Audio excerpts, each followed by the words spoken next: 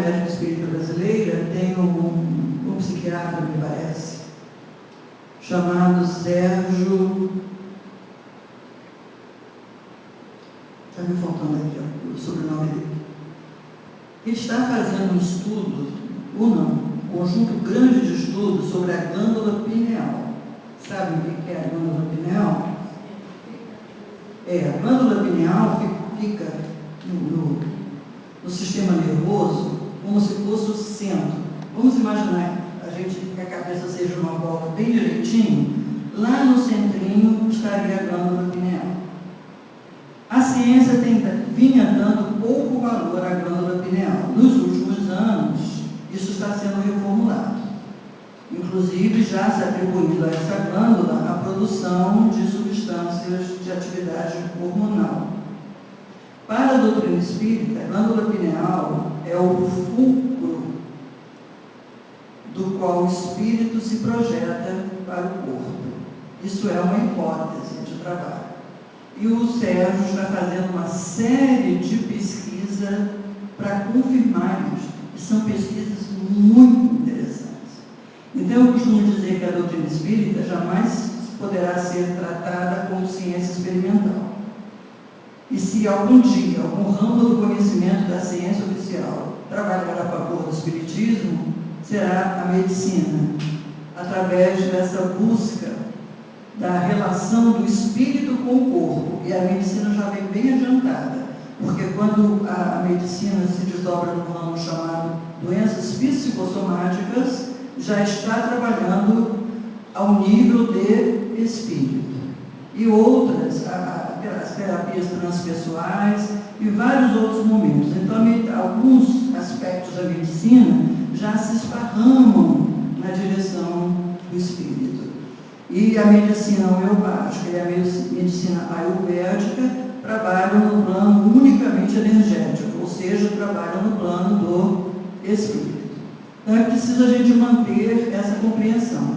Quando a medicina trabalha dentro dessa busca, ela não está coisificando o espírito, porque na verdade não está estudando o espírito, mas sim a consequência de nós sermos o espírito encarnado. É isso que está sendo feito, que é bem diferente de você tentar medir, detectar a presença de espírito através de máquinas, de variações energéticas e quietais. Porque o espírito pode até vir, olhar aquela aparelhagem toda e dizer, não faremos nada. E aí, nenhum ponteiro se move. Ou pode até dizer, vou fazer esses ponteiros enlouquecerem e não terão provado nada. Tá certo? Então, nós somos adeptos de uma doutrina que nos informa sobre a nossa condição de espíritos e, em consequência disto, trabalha para que nós modifiquemos a nossa conduta sobre este compromisso espiritual de cada um de nós consigo mesmo. Tranquilo? Vamos dar uma olhada então no nosso livro.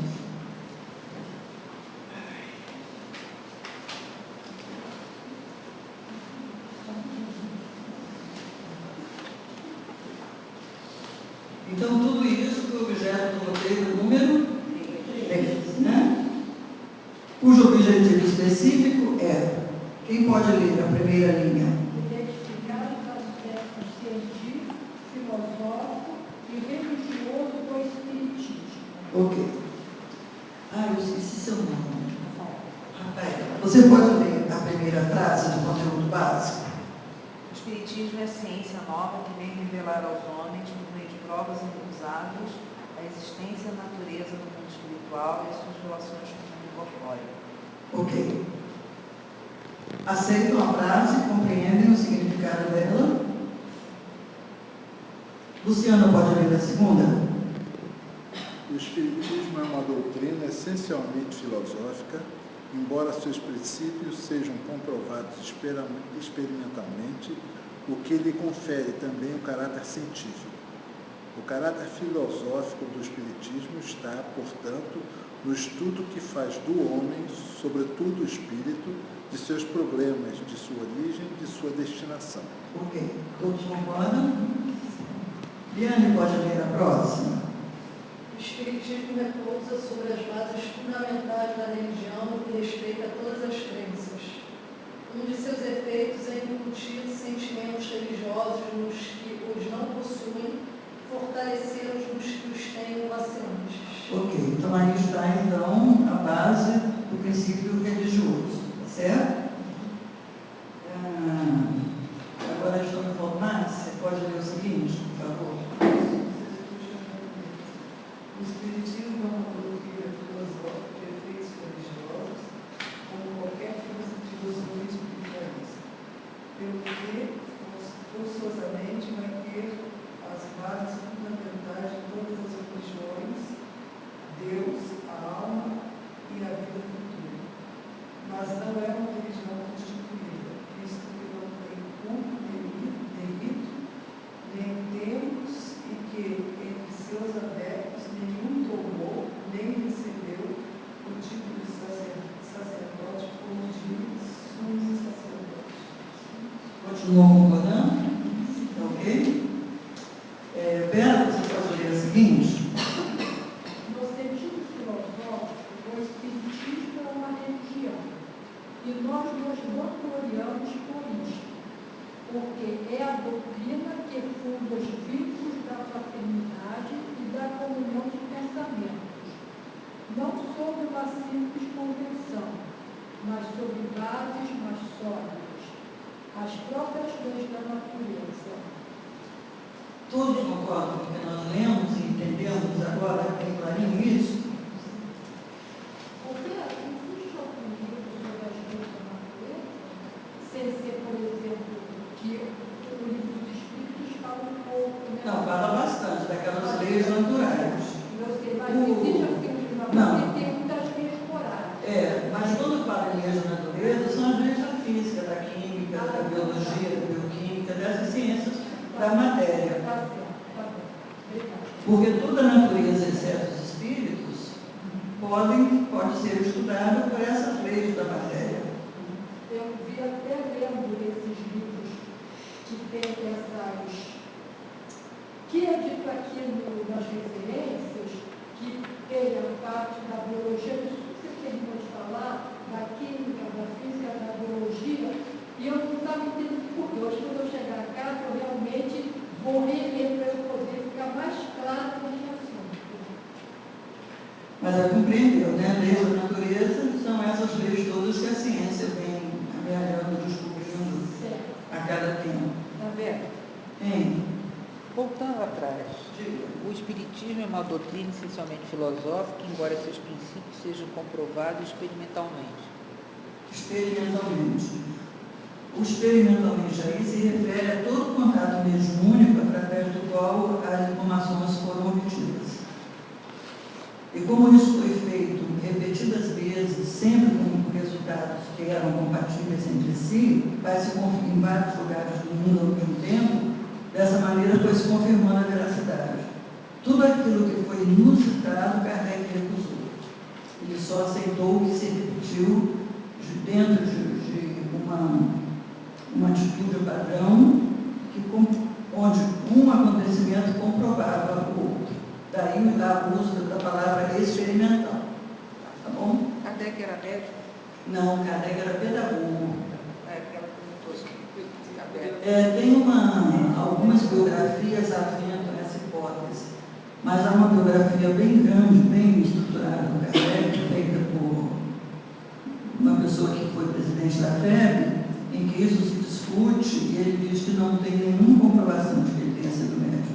Quando ele era pedagogo, ele foi discípulo de Pestalozzi. Se ele não era médico, como é que ele podia falar com os espíritos? Médico. Ele não era médium também, não. Não. Ele trabalhava com médiums. E era muito importante que ele não fosse médium, porque ele ficava afastado do processo para poder analisar e verificar o andamento. Eu sempre achei que ele fosse médico. Não, ele não, nada do... Inclusive ele não tinha crença religiosa.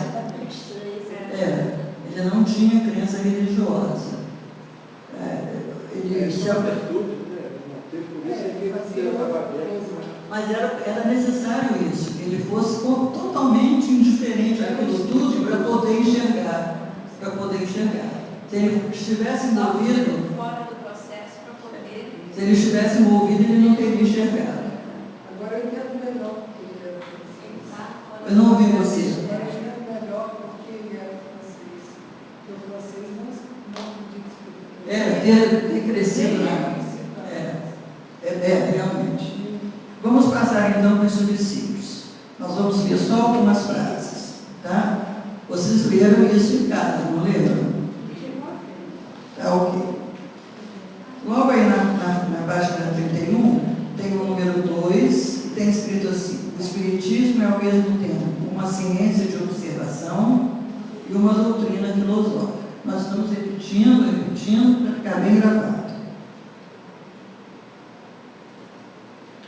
No parágrafo seguinte, o Espiritismo se apresenta sobre 3 aspectos diferentes: o das manifestações, que é a parte experimental, o dos princípios e da filosofia que delas decorre, e da aplicação desses princípios. Isso aí foi retirado de O Livro dos Médiuns. Quem quiser olhar essa história completa, o capítulo, o assunto é bem discutido em O Livro dos Médiuns. E olha só o que Kardec diz.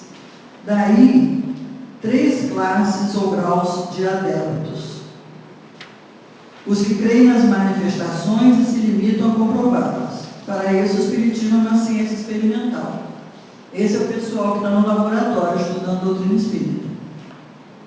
Certo? O segundo grupo é os que lhe perseguem as consequências morais, mas ainda não está bom. O terceiro são os que praticam ou se esforçam para praticar essa moral. Então aí está o verdadeiro espírito.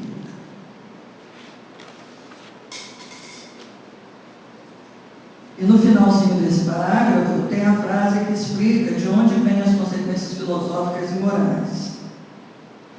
E diz assim: e da qual não pode deixar de resultar uma profunda modificação no estado da humanidade. Então, se nós compreendermos, se nós introjetarmos essa nossa história como espíritos, nós mudaremos nossa conduta. E como a humanidade é um coletivo que resulta da nossa união, quando nós mudarmos nossa conduta, nós mudaremos a humanidade. É uma utopia querer que a humanidade se melhore como se fosse algo fora do homem. A humanidade é o que resulta do fazer humano. Só mudaremos a humanidade quando mudarmos esse fazer. Inclusive as pessoas dizem, o mundo tem que mudar, não é o mundo, são as pessoas. Nós mudaremos o mundo quando nós nos modificarmos. E a gente não muda, como o objetivo político. A gente é meio persistente, né? Depois, no finalzinho da página 32, tem reticências, e depois diz assim: caminhando de par a par com o progresso, o Espiritismo jamais será ultrapassado, porque se novas descobertas lhe demonstrassem estar em erro acerca de um ponto qualquer, ele se modificaria nesse ponto. Se uma verdade nova se revelar, ele a aceitará.